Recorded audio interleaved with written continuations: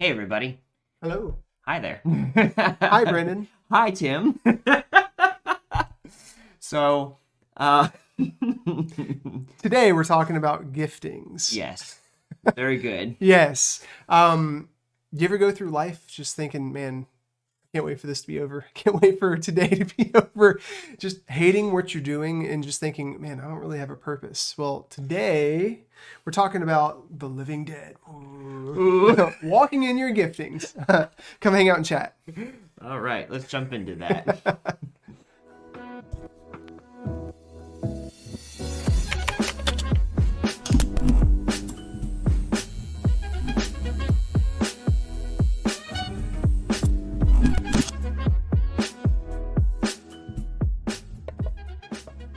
Welcome to thoughtraid, a show where we take on thoughts and find better ways of thinking about them.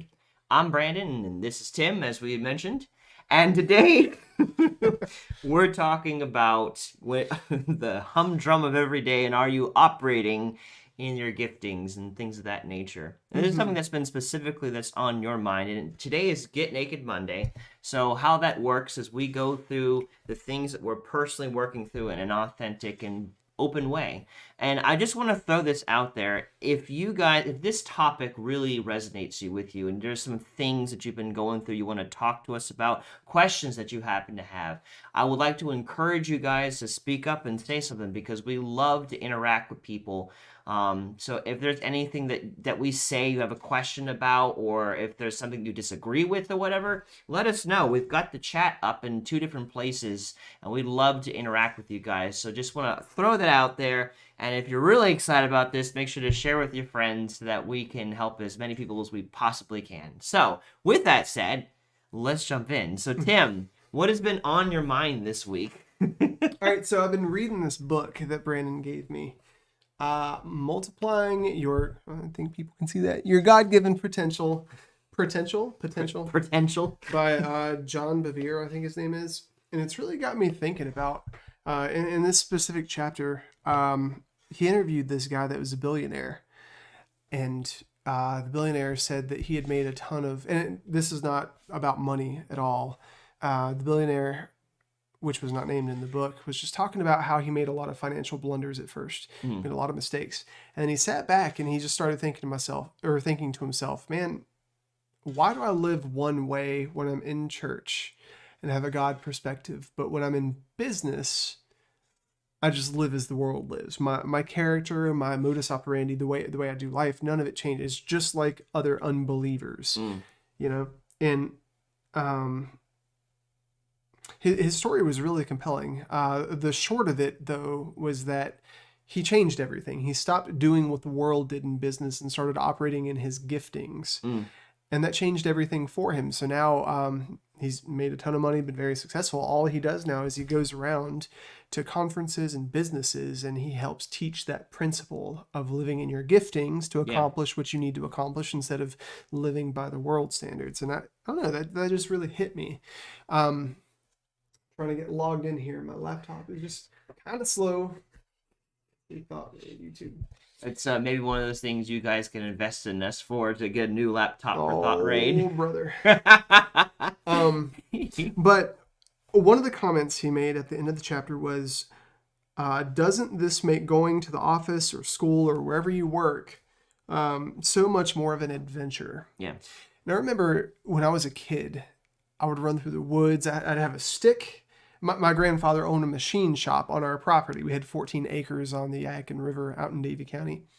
And so we had this big machine shop and lots of like interesting things that a 9-year-old boy would find interesting, you know, like tools and just random PVC piping. You know how during Christmas you have the wrapping paper and like you use it all up, then what's left is the cardboard cylinder and use it like a sword.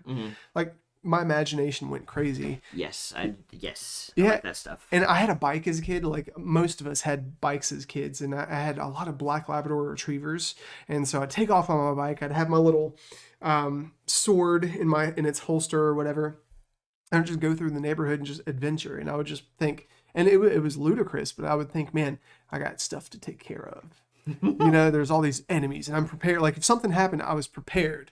And if I found something like a snake or something, I was ready for the task, you know? But somewhere along the lines, I just kind of lost that because I remember I went to, in high school, they gave us this career assessment test. I'm sure most of you have taken something like that at some point. And they gave me all these results. Let me mute this real quick if it comes up. They gave me all these results that I didn't really care for. Like, none of it was slaying dragons. None of it was going on adventures. It was like computer programming. Where is the slaying dragon part? Right?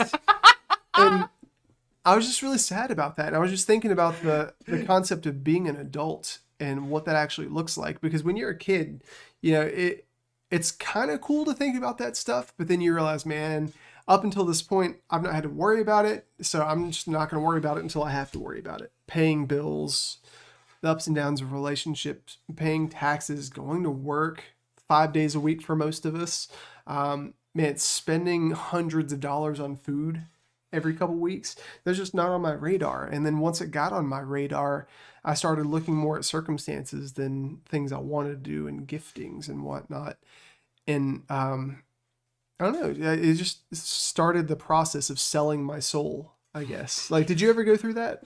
Of selling my soul? Well, no, just like looking at the circumstances and just thinking, okay, well, I just need to make ends meet. I've got to figure out a way to get through this. And you stop operating in the adventure and the creativity and all that. Yes, I've gone through that. Yeah, what was that like for you? Well, I mean, like, you know, I think it kind of boiled down to, I mean, first of all, I had to start working at a very young age. Like, I had to, my parents wanted me to start, like, volunteering and helping out my cousins at, like, 13, 14. Mm-hmm. Which I guess for some is not that old, but for me, or not that young, or I don't know, whatever. But for me, that's when it started. I had to begin, you know, doing things I didn't necessarily want to do immediately when I was around that age. And so, you know, I was always excited and looking forward to summer vacations, but then summer vacations got placated with, you're going to be doing this and this and this and this during your summer vacation. I'm like, no! I want to play my video games. I want to keep, you know, playing in general. Like, I don't want to do all these different things. Mm-hmm. And then when I was 16, I had to get my first official job. And I technically got a job that I should have been 18, but then I got it when I was 16, so that was interesting. Working with kids, and I was not much older than a kid. But it didn't really, I don't think it really damaged my, like, adventurousness per se. Like, I don't know, like, that my desire to take risks and be adventurous kind of ended more so, or not ended, but got challenged as I got into my mid-20s, and I started, like, because God gave me my first real passion and joy with UGN in 2013, Mm-hmm.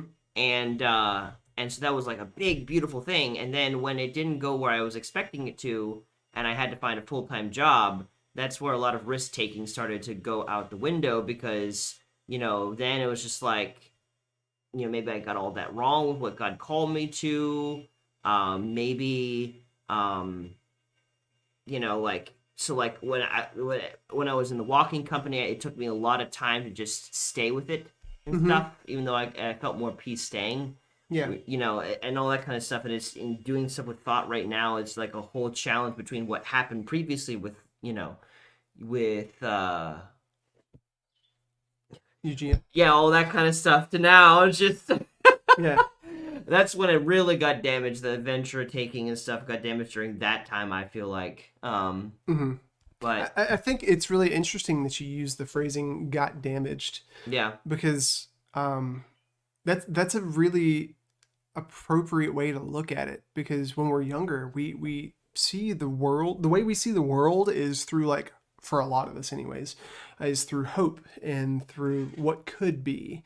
And I know there are some of us where there's tragedy and trauma and Yeah. there's a naturally pessimistic outlook on things, but a lot of people, at least in some regards, had hope for the future, hope for relationships, hope for vocation, hope for acquisition, hope for admonition, whatever.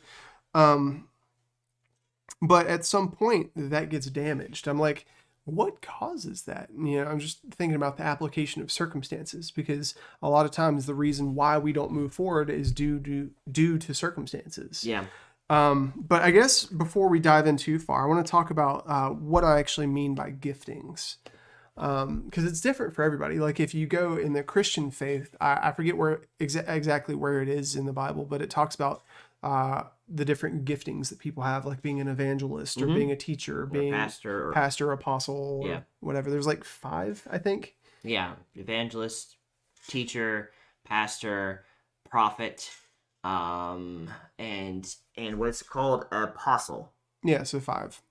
Yeah, the 5-fold ministry, they call it. Yeah, and the differences for those is you have somebody that goes out and prepares the way, the apostle. Yeah. You have somebody who preaches the good news, which is the evangelist. Somebody that teaches and edifies. Somebody that stewards, the pastor. Tends to the flock. And what was the other one? I think you mentioned it in a way, because you got the evangelist is spreading the good news. The apostle is preparing the way. You've got the pastor who stewards the people. You have the teacher who teaches. Oh, and the prophet. The prophet who encourages and edifies people and helps give people direction where to head or whatever. Yeah.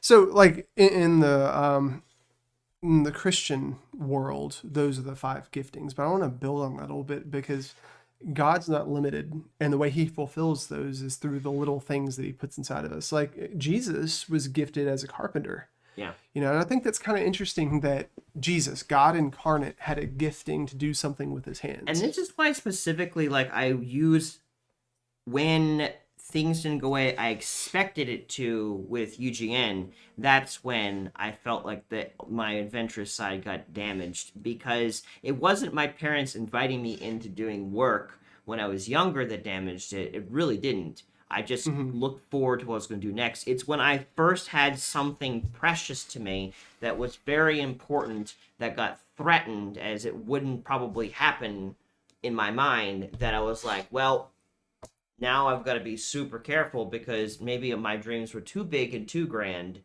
or I was just interpreting God with one thing and I was completely wrong, and that's when the damage happened. Not so much because of all the work all the free time I had to give away for doing volunteer work. That didn't damage me, honestly. Yeah. What we're talking about, because gifting is not just the 5-fold ministry. There's more, I think, what you're going into than just that. Mm-hmm. Yeah, just looking at giftings. And guys, if you're watching this on YouTube, I'd love to know below what your giftings are specifically. Yes. Or what you believe they are. Yes. Or what they used to be and you no longer acknowledge.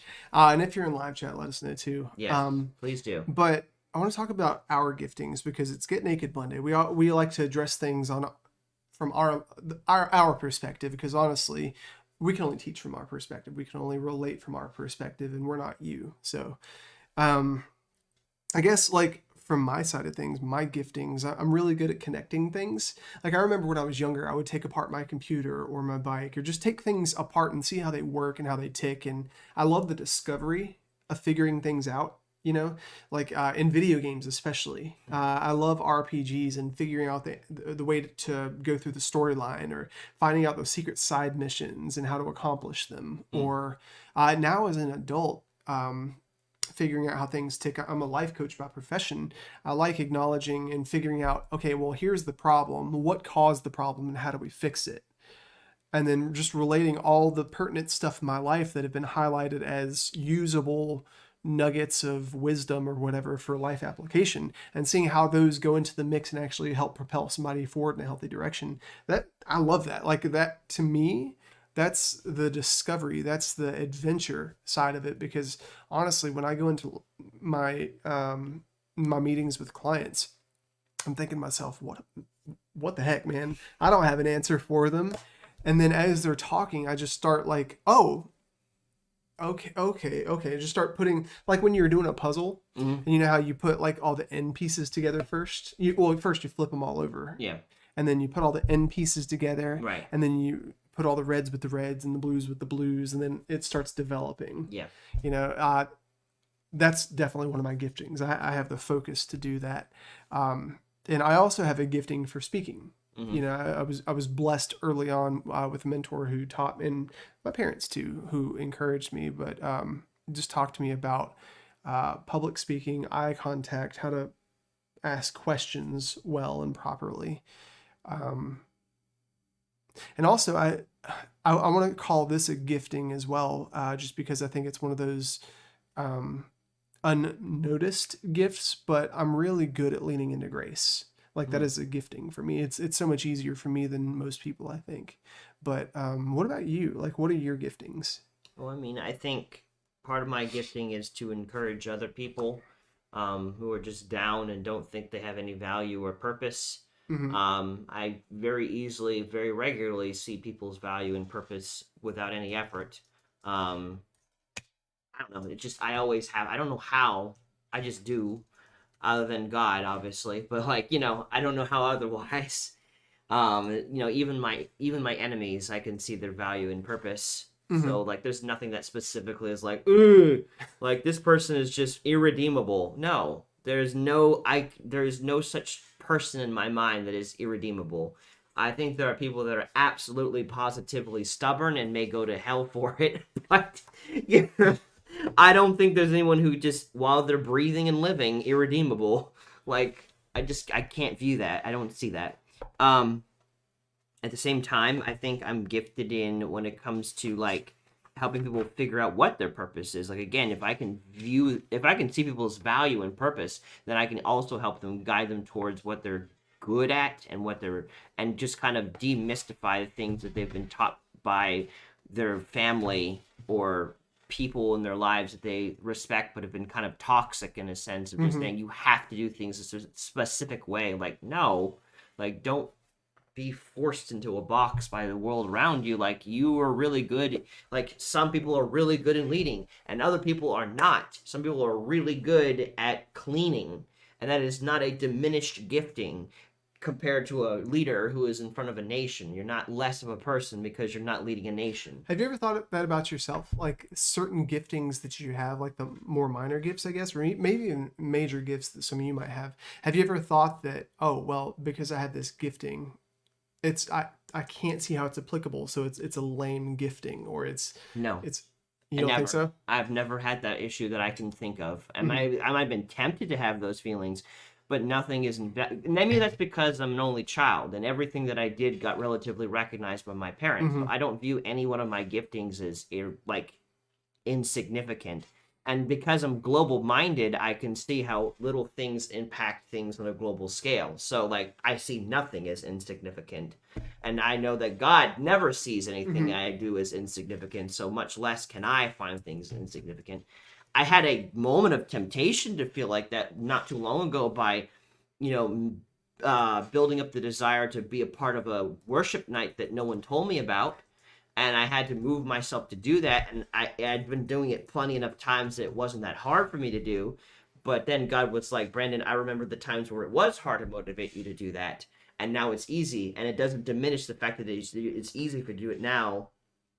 That, like, oh, I don't care about it as much Hmm. as I did when it was harder for you. Like, I care about it just as much as when it was hard for you as it is where it's easy for you to do it now. If that makes sense. So, like, Hmm. so encouraging people, seeing their value, helping them move in a direction that's who they are, developing family, safe environment. People can be themselves without worrying about saying the wrong thing and that's it, you're done. Hmm. Like, creating a safe environment for that.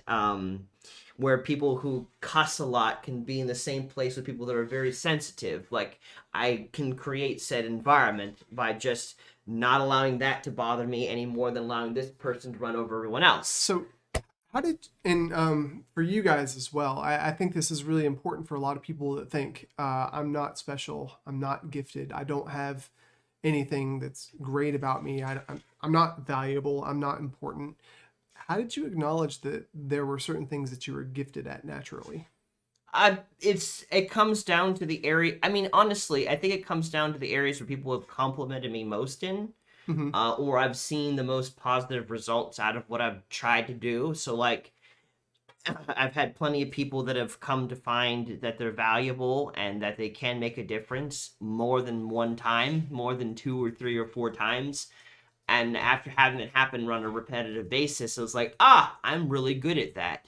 Um, So like helping people with their thought processes, I've done that many times, and many times people have come back and said, wow, that was really helpful. I had to write that down or whatever. And so after a while, I'm like, maybe I'm gifted in this. Yeah.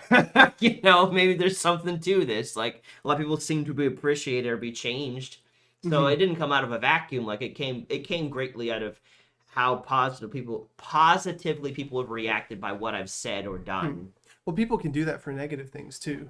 Yes. I think we have to be careful. But I'm pretty good at perceiving when someone is just saying nice things to me and they're just lying the whole time. Not every time can I notice that, but it's decently noticeable enough when you're just saying it for my benefit. Yeah. I'm a big fan of Discovery Channel, Animal Planet and nature shows, and I think it's really interesting how they highlight different animals and creatures. For instance, I was telling Ariane about this morning. There's a brand of monkey. I guess that makes sense. Brand of monkey. There's a type of monkey, and what they do, they're like super intelligent. There's a season where they go through the tree and they'll pick specific nuts off the tree that are green, and they pick them and they throw them on the ground and leave them for months.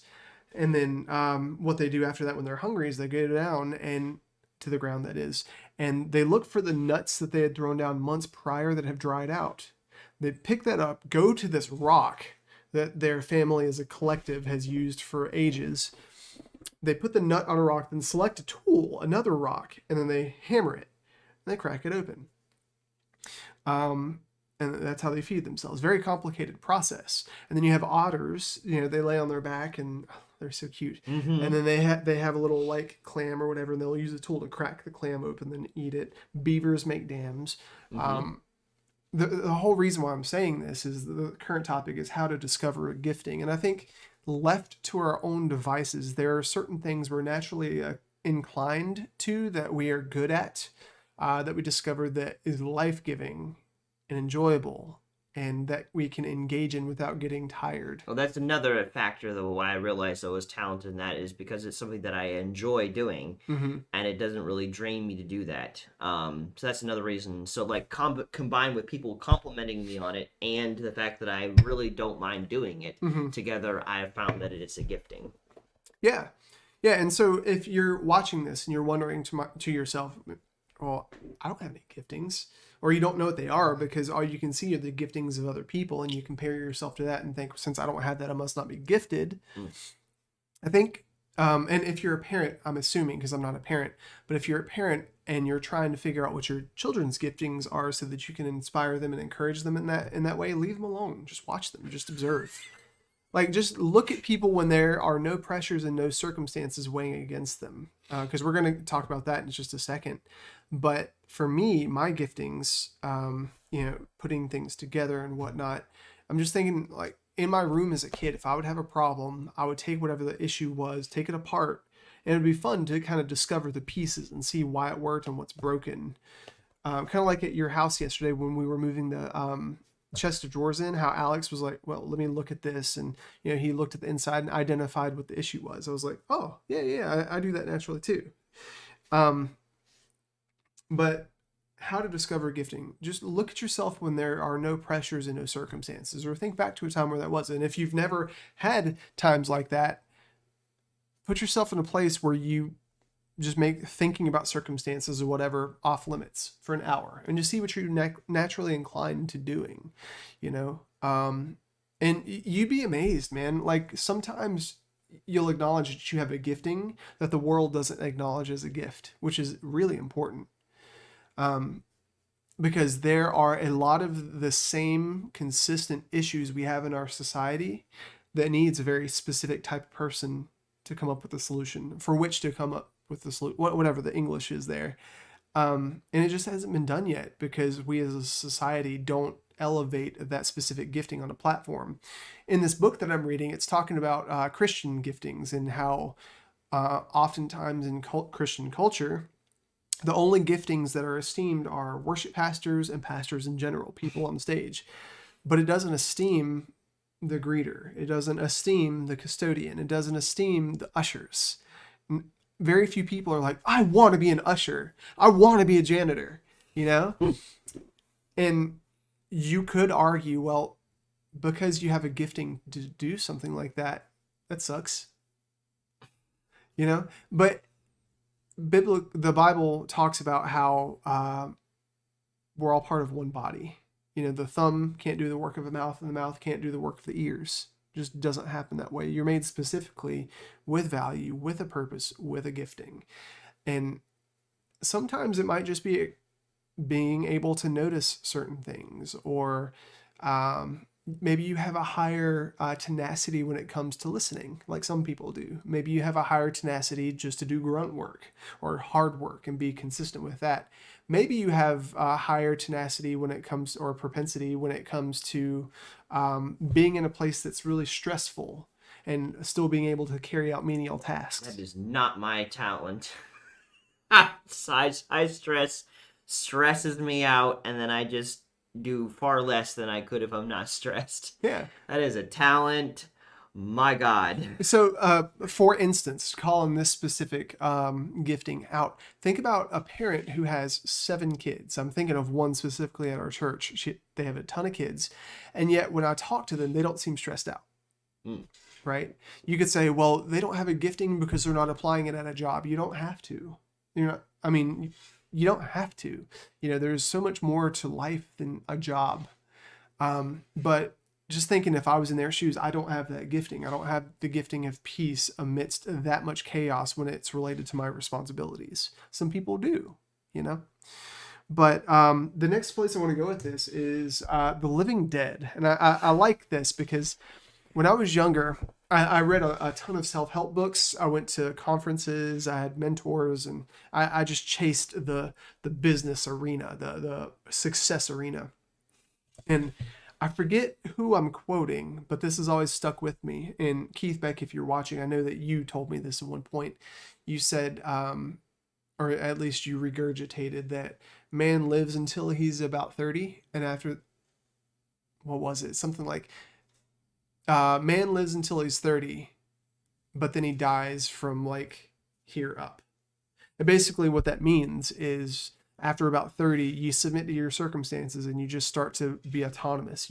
Like you're on autopilot because, well, I got a mortgage to pay. I got some kids. I got circumstances. I got bills. I got hospitalized. I just got to deal with this sickness, man. Like I got a bum leg. I got a bad back. Can't do anything about it.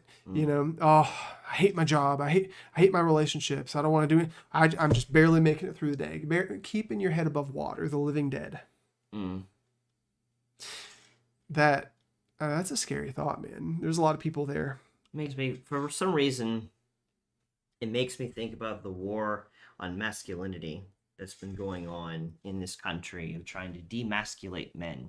I think one of the biggest strengths of men that bothers a lot of women is we are natural risk takers. And that is just who I think God has created us to be, is to be risk takers. Not to say that women don't and can't. They can and do.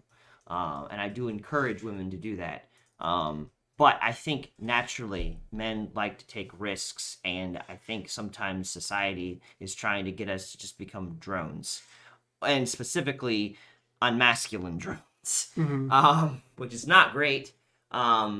Men are not made to be women, and women are not made to be men. We are separate, and it's beautiful. Well, I think, man, you saying that, it really hurts my heart, because I know there's a lot of people that are transgender, and that, like, the gender dysphoria.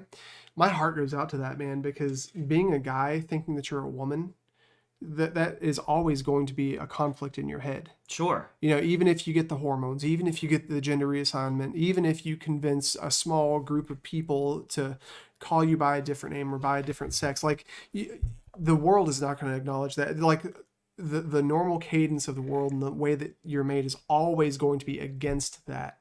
And that, man, my heart goes out to you. And let me just put this out there, since you brought that all up. We love transgender people. And we're here to love you where you're at. Well, I want to specify more on that, just for clarity. We love transgender people not because they're trans. We love people because they're people. Exactly. Just because you might have transgenderism or you're part of the LGBT community, that's not who you are. You are a person. You're valuable before that. That's just something that you're trying to figure out. Right. You're not your it's gender. Separate from you. You're not your gender. You're not your sexuality. That's not all of who you are. Yeah. Yeah. So just to be clear on that. Yeah, but at the same time, I think that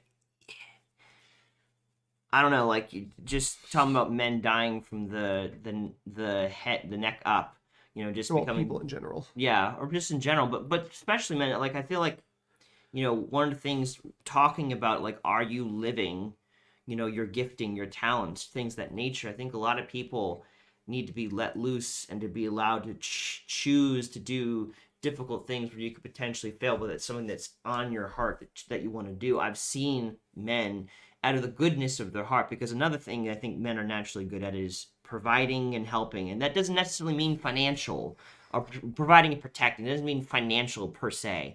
That just means that naturally you're going to do what you can to help the people you love. Yeah. Your wife, your kids, your friends, family, whatever is important to you, you naturally want to sacrifice for. And so I think a lot of times we just get into this rut of taking care of, but then we lose our dreams and aspirations in the process, and we lose our talents and our giftings in the process because it didn't work the first time, the third time, or my wife, my friends, whatever, says it can't be done, or my job says it can't be done, or else, or whatever, and then you just die. Like, you may be alive, but you're the walking dead. You've given up who you were made to be, what you're good at, in the sacrifice of the status quo. Yeah, and I think that's a big contributing factor to why a lot of people don't acknowledge themselves or other people as valuable.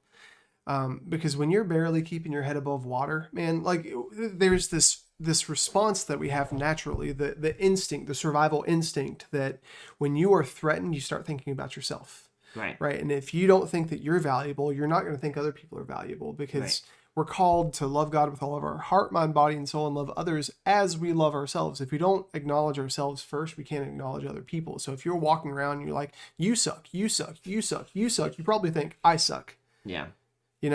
And that's so interesting, because I think a lot of times people really do get upset with others, not because there's actually a problem with them, but because they themselves feel like they can't do the same thing, or that they're not valuable, so why should that person be valuable, or why should that person be able to do that kind of thing?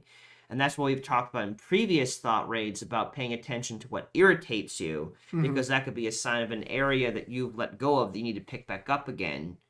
And you're just being jealous or envious of the other person because you're not living it to the fullest potential you can, and you don't feel like you can, and so if you can't, then they shouldn't be able to either. Yeah. And moving on to the next thing, are you trying to use somebody else's giftings? It's also true in the inverse. You might think that other people suck because you think that you suck, but you might also think that you suck because other people are awesome. And the reason I bring this up is because this is something that I specifically have struggled with, and to minor degrees still have to fight, by thinking, okay, because I don't have their giftings, I'm a piece of crap. Because when I try to do what they do, it doesn't work for me. I was watching, there's this YouTuber that we watch named Curtis Connor, super funny. He's not a Christian, but he's got very loving points of view, and he makes fun of people that suck in the way of being selfish or self-righteous or self-minded. And he's just like, come on, man, really, like, common sense. This is how you love people. But he was making fun of not meme culture, motivational culture. And he was like, well, okay, so one of these motivational, like the things that pop up on social media where it's just like a saying, and he was like, he read one and it's like, money's not everything. You got to invest in yourself. And the background of the motivational poster was a Lamborghini. It's like, what? And then it also edifies and I guess godlifies, whatever, some of the richest people in the world, like Bill Gates or Warren Buffett or Jeff Bezos. Close word is maybe idolize. Idolize, thank you. Yeah. That's what I was looking for. And it's like, and he called out something interesting. He was like, we treat them like they're the only wealthy people in the world. And it's like, and he pulled one up that said, Zuckerberg only, he wears the same t-shirt every single day because he doesn't want to waste time on picking out a shirt. He's like, dude, it takes 2 seconds to pick out a shirt. I know. Nobody does that. Calm down. Or freaking Warren Buffett. I was like, eat well. Get rest and stuff. And he was like, well, let's see what Warren Buffett actually eats. And there's this blogger that actually ate like Warren Buffett. And he was like, Warren Buffett drinks 2 liters of Coke every day, eats McDonald's every morning. He's like, he doesn't eat well. And there's all this weird culture tied around what it means to be successful and good and healthy. And like, you should aspire towards this. But I think it's one of those toxic mindsets where we think because we don't have A, B, or C gifting, we're just, just cast us off, throw me in the trash.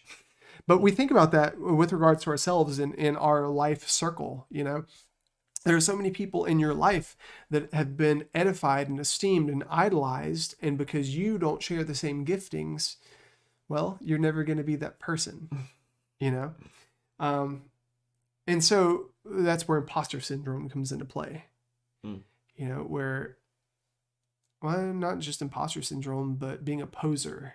So if you were alive in the 90s, you know what I mean by that. Do you know what a poser is? There's a difference between a poser, though, and imposter syndrome. Yeah. Because imposter syndrome is where you do it, but you don't believe in yourself. And being a poser is where you believe you can do it, but you actually can't. Right, yeah. But are you trying to use someone else's giftings? I've in middle school, there was this guy that, man, I just wish I could have been him. I lived in a trailer. His family lived in a really nice neighborhood. He knew all the bands and his family had money for the band shirts. We didn't. Girls liked him. They didn't like me. He was a skateboarder. I wasn't a skateboarder. Like, there were all these things where I was like, I wish I could be that person. I would be happy and I would be fulfilled if I was that person or more like them. And it was so weird. It's like, and we shared art in common, but I wasn't really good at the freehand stuff. I would trace, and then I could like draw into that and stuff. And he could just like, I don't know. It's like I was fibbing who I was because I wanted to be him so much. And I gave up on my own giftings, Not that tracing's bad. Tracing's bad if I compare myself to how well somebody else can draw freehand, yes. But tracing's good because I can actually apply that. And I mean, that's a whole different thing. But like, have you ever done that, Brandon, where you try to use somebody else's giftings and just like get frustrated? Not so much use other people's giftings. I would say for me, more than anything, I would compare myself to other people that are in the general direction I want to head, and then wonder why I'm not where they are. Yeah. Even though they're like years and years ahead of me, and think, oh no, I'm off. But meanwhile, they've had years and years to get to where they've gotten. So I give myself impossible standards. So I would not necessarily want to try to be them, but I would try the aspects of them that I respected and wanted more of that in my life. I would try to immediately fit myself into that, fail at that, and then feel like I'm a failure. So there's more so that. I'm not sure if that's similar to what you do, but to me it feels a little bit different. Yeah. Well, I think there's 2 different dynamics here. It's like all you're doing is you're seeing the end result and judging yourself based on the end result instead of the process, when we all have a process. Like Chase Hicks said the other day that the process of being a true Christian is lifelong sanctification, not making a one-time decision and thinking that you've arrived. Yeah. And stuff like this is true too. It's like when you operate in your giftings, and if you're specifically walking with God, but this applies elsewhere because God's laws and like the things he's established are going to be established regardless of whether or not you acknowledge them, like gravity. It's just a thing. It's a law, It's just one of those things where everything is a lifelong process. The person I am now might look like the finished product in certain regards to certain people, but where I'm at now, where I know that God's taking me and where I'm going and what I'm doing, it's like I still have so much work to do. And that I think that's a perspective that I've just gotten as I've gotten older. It's like the older I get, the more I realize I've still got so much more to do. Yeah. Whereas on the outside looking in, some people might think, especially in our young adults group or young adults in general, oh man, you're married and you have a house and you got 2 cars and you're self-employed now, you got an established business. And I mean, there are all these things, and it's like, I'm never going to I remember looking at people who had what I have now and have accomplished what I've accomplished now. And I remember thinking, man, I'm never going to be able to do it. And back then, I had debts, I had car repossessions, I had failed relationships. I was living with a friend or in a house full of guys, and I was renting from him.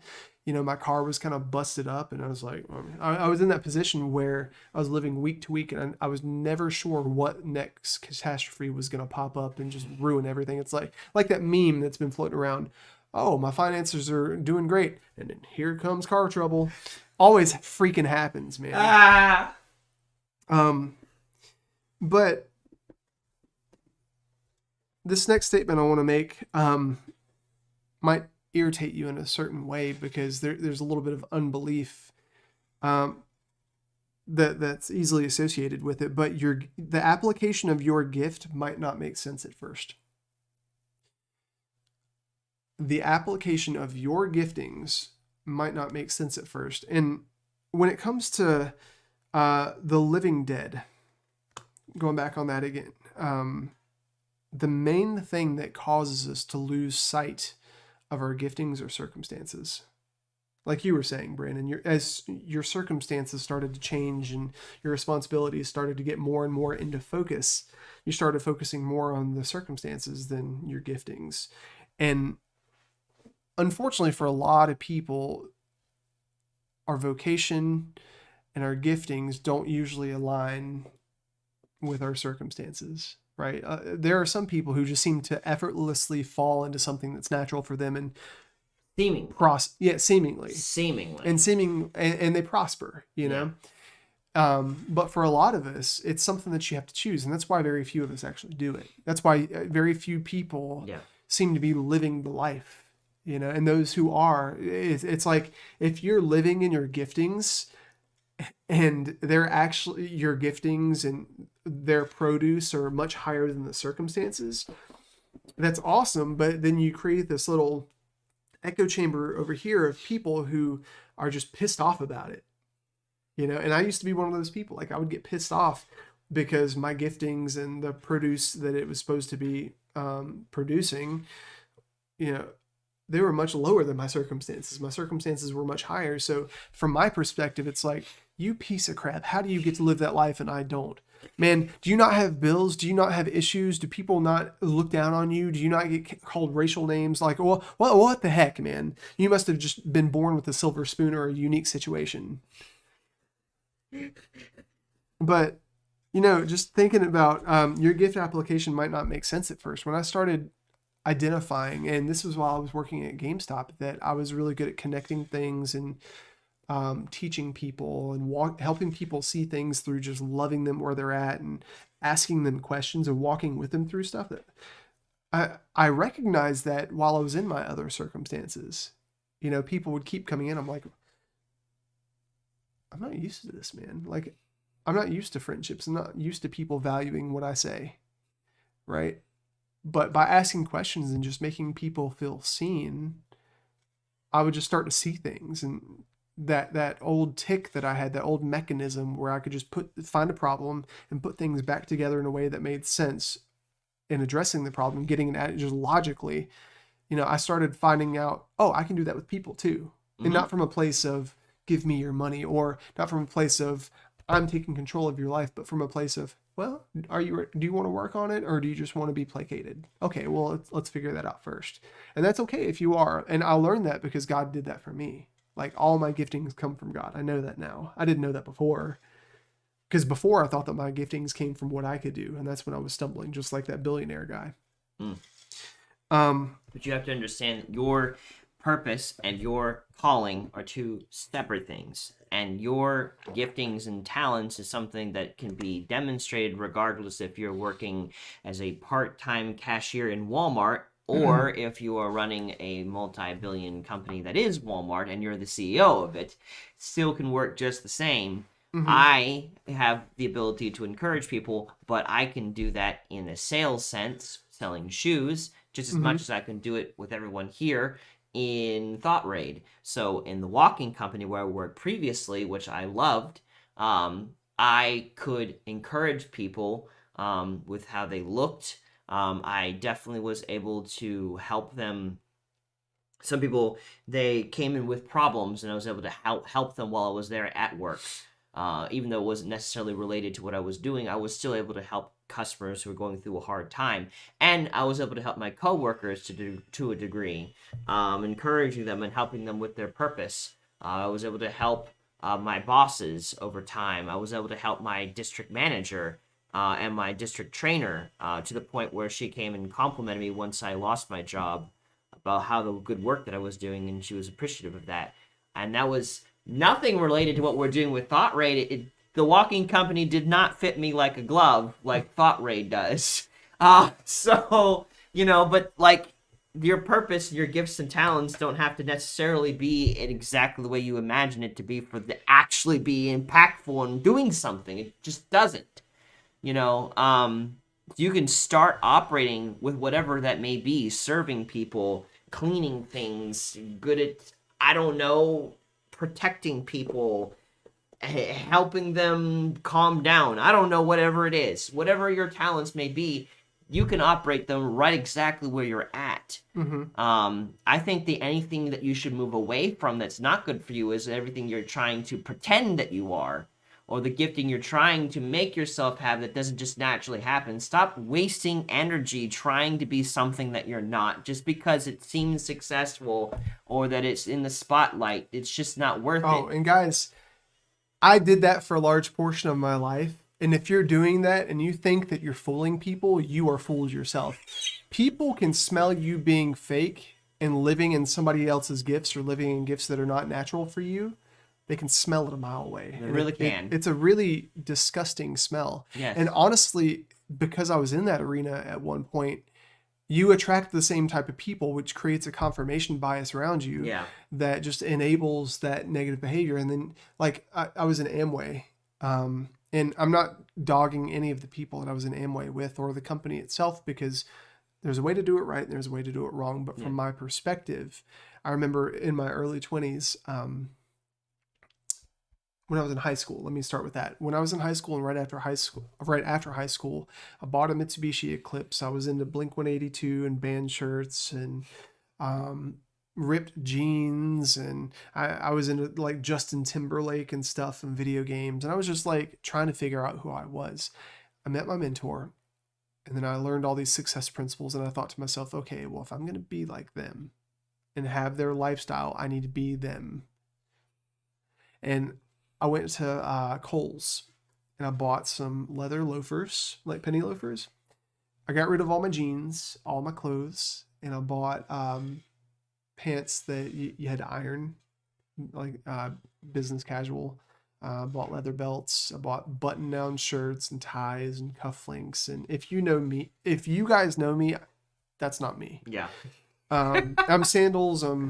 Hoodies, tank tops, earrings, like long hair. Did you roll out of bed? I'm not quite sure. That's me.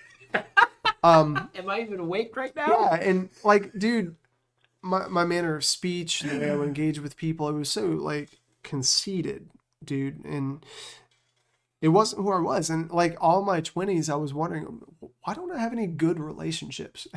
Why don't people like me for me? Why do I feel so pent up all the time? Why do You're not you. Why do I feel like a shell of a person? Why do I feel like this is fun, but it's like, it's kind of like when women wear makeup, I'd imagine. It's like, you look good, I guess. I personally don't like the way makeup looks on women for the most part.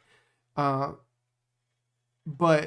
then you get to you encounter some of these women, because Ariane's told me about, different women she's had in her life and perspectives where it's like they have the perspective where they can't go out of the house without makeup on. That's how I felt.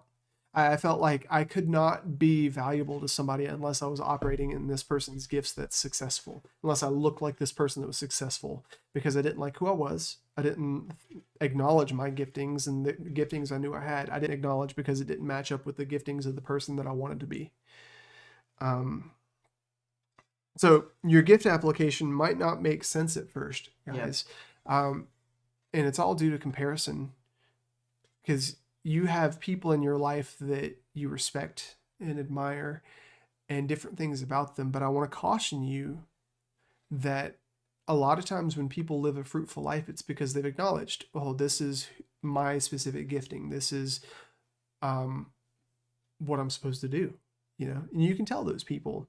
You got to be very careful about faking it, because all you're doing is killing yourself. And if you're in relationships where you're faking it, if you're in a job where you're faking it, you're not doing anybody a service. Like if you're in retail and you're just grumbling about all the customers, well, are you actually giving good customer service? If you're in a relationship with somebody and you're just always talking about them behind their back, and you don't have patience for whatever shortcomings they have, I mean, that's what marriage is, man. Marriage is saying, you are valuable to me, and your shortcomings that you do have, I'm equipped with the skill sets and with the giftings to have grace for that. Because there are definitely people that do not fit. There are definitely people, let me say that again. There are definitely people that do not fit. Yes. And you need to take them off.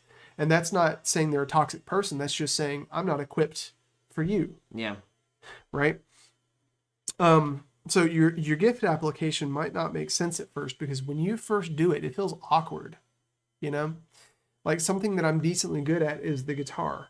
I'm not great by any means, but I'm gifted with being able to like feel my way through a song, you know? And it's scary saying that, because I know there's like public what's the word? Acknowledgement that, oh, okay, Tim, well, you're gifted, you need to lean into whatever. I'm not there yet, but what was I saying? Oh, it might not feel good. When I first picked up the guitar, I was really confused. And I got really frustrated because I was comparing myself to all the people around me that were really good at guitar. You know? And getting into content creation, I was judging myself based on people who had already been doing it for years. And I was like, I can't even, dude, I don't even know how to get the lighting right. What the heck? I don't even know if our lights are still right. I think I look pretty decent. Brandon looks pretty decent. But I can't get over the fact that you mentioned that when you first picked up the guitar, you were confused, because it's just like you pick it up, it's like, what is this? Pretty much. I have this imagination. It's like, I don't know what this is. What? Dude, I imagine that's what it's gonna be like if I ever have a kid. Like, what is this? What do I do with this, man? Do I just like, do I shake it? Do I like put a bottle in? I'm not sure. But your gift application might not make sense at first. Like, I remember when I was in elementary school, we didn't get A's, B's, and C's. We got, at least early elementary school, we would get like excellence ratings, like excellent, satisfactory, average, below average, unsatisfactory, whatever. And I would always get the same comments from my teachers. And the comment that would be written, like I'd get excellent academic scores, but I would always get comments like, does not stay on topic, or dreams a lot, or whatever. And I always thought that was bad, you know? But the older I got and the more I leaned into that and stopped trying to make myself into somebody that I'm not, I started realizing that I have a knack for going off on all these tangents and bringing things back full circle, because I can put things together in a way that's difficult for a lot of people. I just was never given the chance to. I was always put inside this box where somebody wanted me to operate a certain way. There was circumstances, expectations. But the more I leaned into that, the more I realized, oh, I like doing this. I'm good at doing this. And there's a way for me to help people doing this.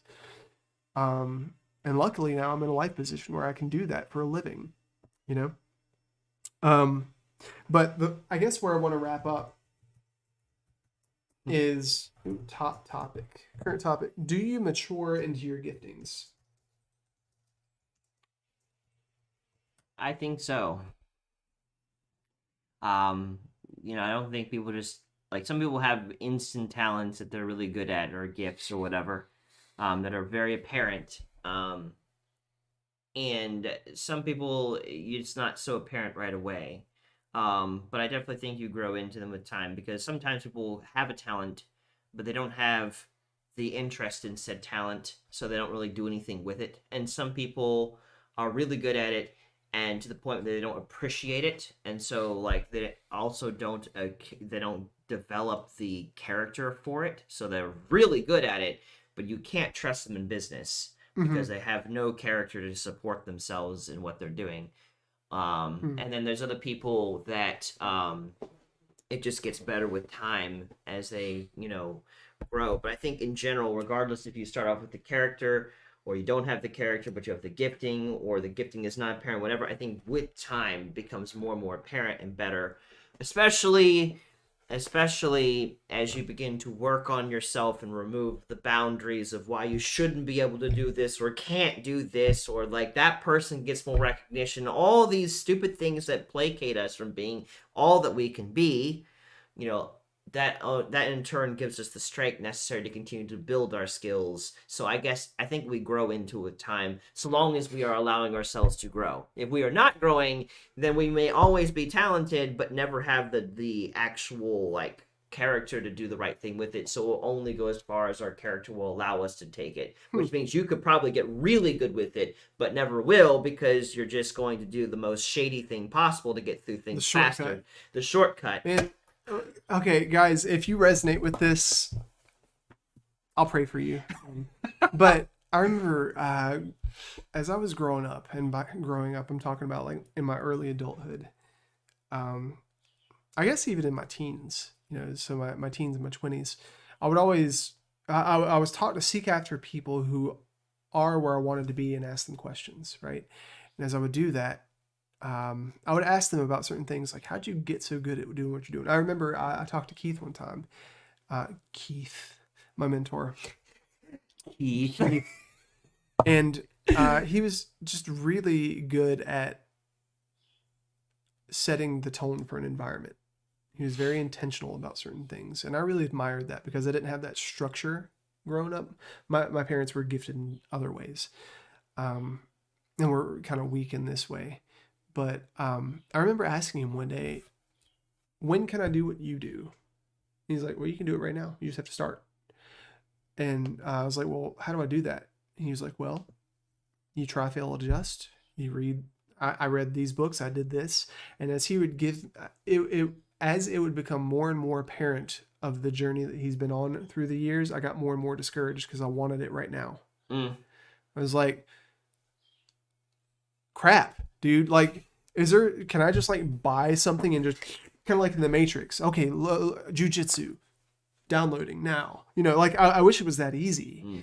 Or like my father-in-law is a doctor, right? Very gifted in that side of things, just the process. Well, I guess he's just very studious. Like he's always reading things, always watching things. Arian was telling me how when they were kids, they'd get like an hour of television and then he would come in and flip it to a different channel and say, you're going to watch something educational now, and like turn it to the Discovery Channel or whatnot. Like he's very intentional about seeking knowledge, and that's a gifting too. That is not my gifting. Right. And so I just have to look at these things. But you do seek knowledge just in specific areas. Yeah. Well, in the same way that I do the same thing too. There are certain areas that I have passion and interest in that I will spend time without anyone asking me to learn. So for instance, when you asked me to watch the video about the whole thing about the Bible and Jesus and all that kind of stuff, because of my general natural interest in helping people with their thought processes and whatever, I was driven to watch that for the sake of your benefit and my own, to figure out what I thought about it and how I could respond to it. I did it without complaint. I wanted to do that. You were important to me. In the same way, all the problems we deal with in this country, I naturally spend time learning about it from perspectives so I'd be able to help people when I encounter them. So like, for instance, issues with Black Lives Matter and things of that nature, or issues with feminists or things of that nature, I'm trying to get input from people that are not just like me, not just white males. I'm trying to get input from black people, from white people, from Asian people, from women, from men. I'm trying to get all this information to figure out does my point have any validness to it, or do I need to throw it out entirely or whatever? I don't know, but I'm searching constantly and no one's telling me to do that. Yeah. But I'm doing it naturally, and that's because I have interest in it. And you, I know, you study things. You have the book that you just read.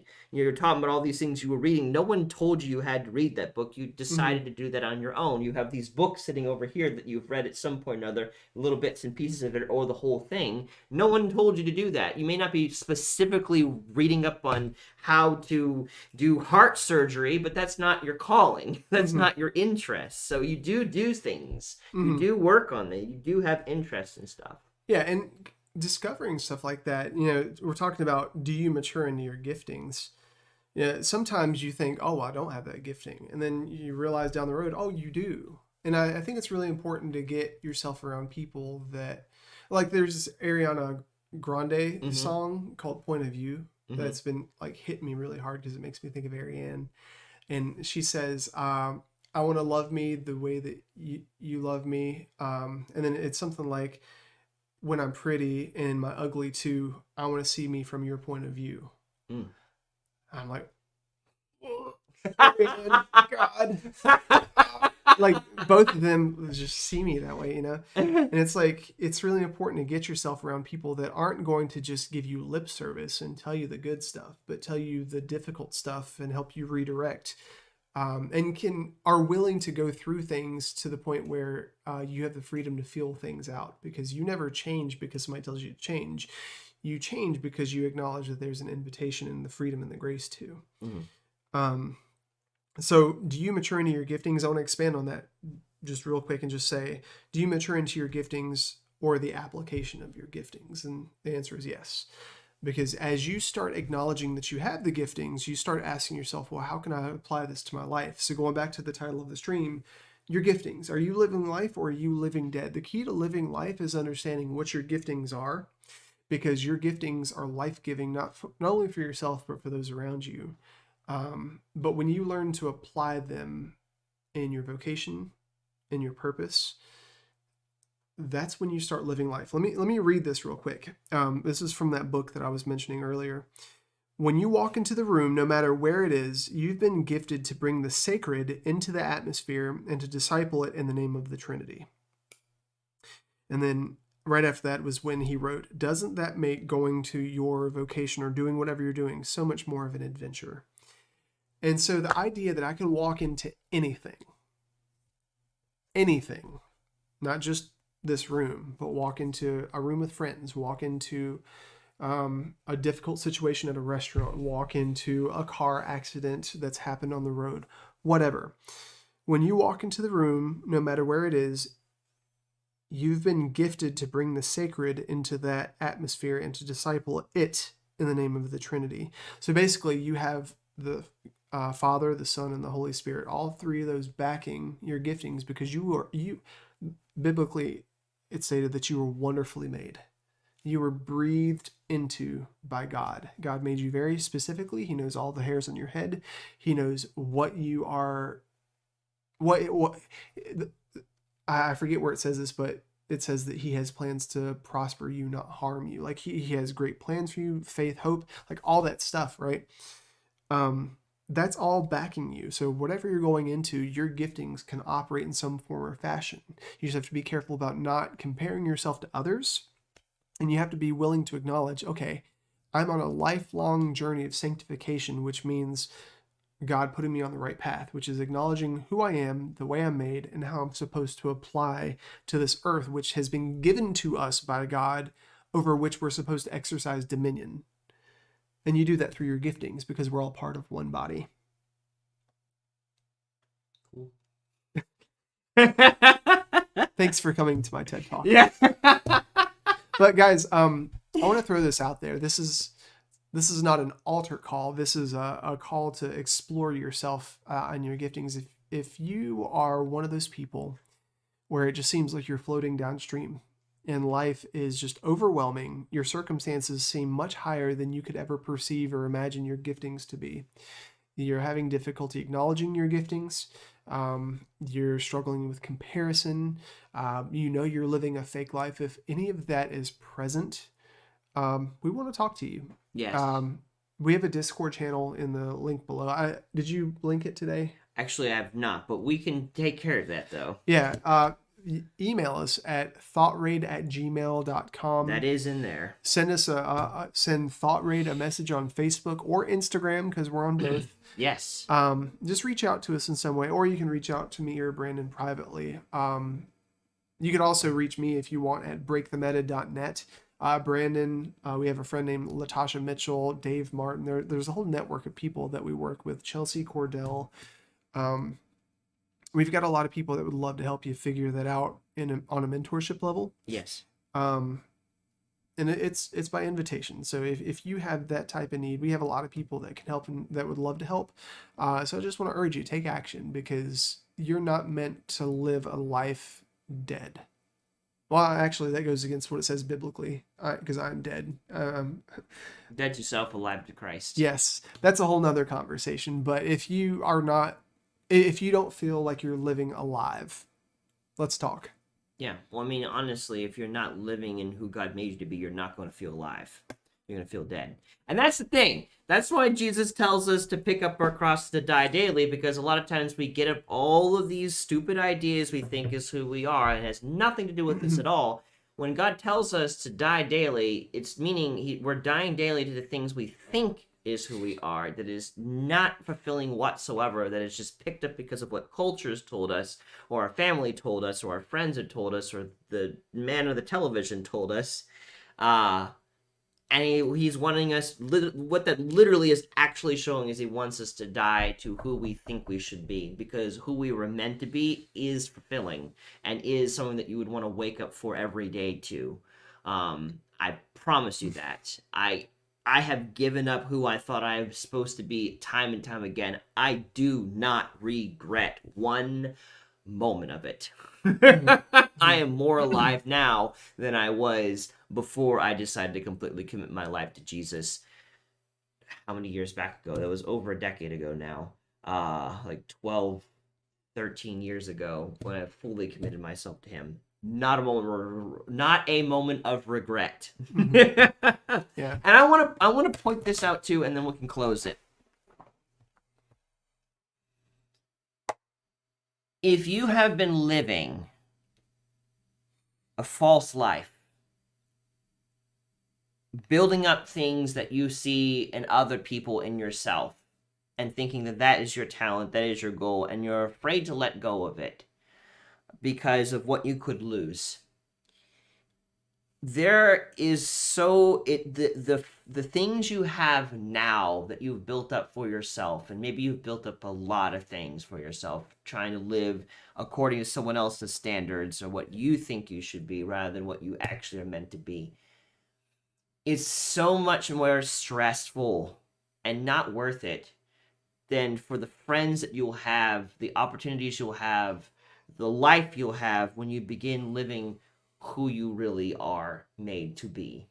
And that's why that's a huge thing, especially when you hear it the most in like the LGBT community and stuff like that. People trying to like live.